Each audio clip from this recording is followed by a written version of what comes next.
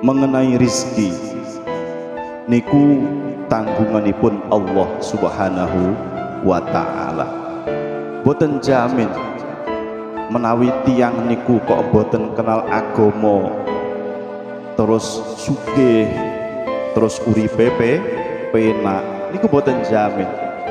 Lan ugi boten jamin menawi tiang niku kenal kalian lembaga pendidikan ingkang agamane kuat terus uripe melarat niku nggih boten jamin.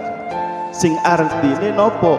Sing artine urusan rizki niku murni urusanipun Allah Subhanahu wa ta'ala.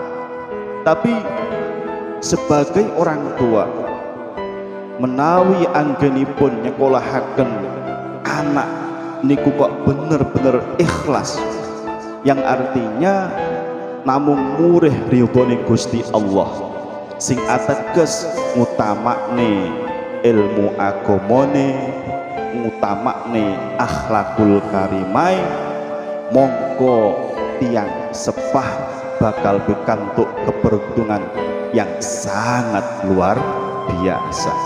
Nopo keberuntungane? Anak menika mangke ngertos ilmu agama. Anak menika mangke saged nglampahi ngibadah.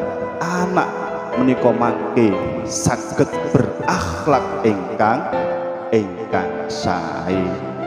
Mongko tiang sepah menika kala wau bakal pikantuk ganjaran, bakal pikantuk pahala saking putra putrine menika kala wau. Alhamdulillahirabbil alamin.